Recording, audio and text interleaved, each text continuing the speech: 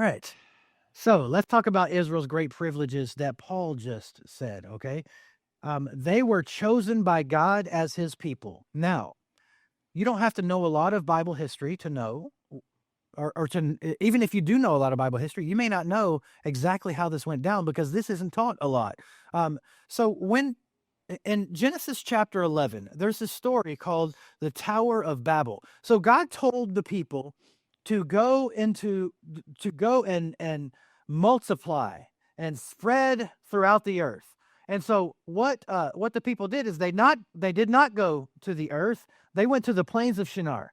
And y- all throughout the first half of Genesis, God meets with his people in gardens and on mountains. And so what did they do is they built a mountain in the middle of a plain, and that mountain it's a ziggurat. It's also known as a tower, and they built this tower because they said, God, we know what you told us, but we decided we're going to build a mountain so that you can come meet with us how we say.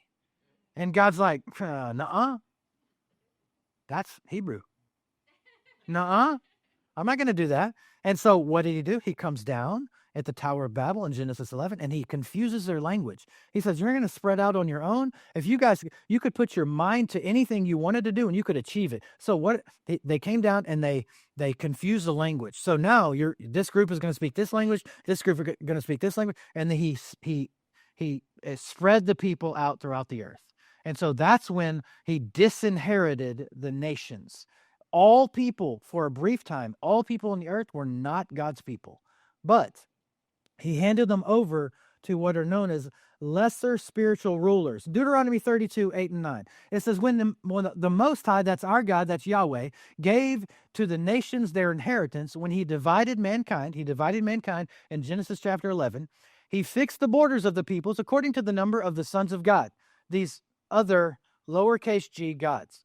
But the Lord's portion is his people, Abraham, Isaac, Jacob, his allotted heritage. So this is a beautiful, beautiful thing that just like when Adam and Eve rejected God and they rebelled against God in the garden, God didn't quit on them.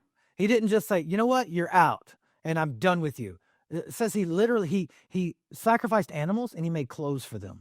And then he continued to bless them. He continued to pursue them even after they rebelled.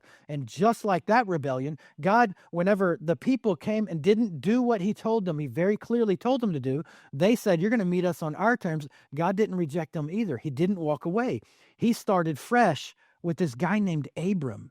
And it's not because Abram, who became Abraham, was a special person. He was a pagan from Ur. But because God chose to create a people for himself out of nothing, out of one guy, he created an entire nation. Israel was his portion. Israel became God's people. It was his restart plan. And so the nation, which he would bring Jesus to reclaim everything in the world, all of the division, all of the rebellions would be redeemed in Jesus.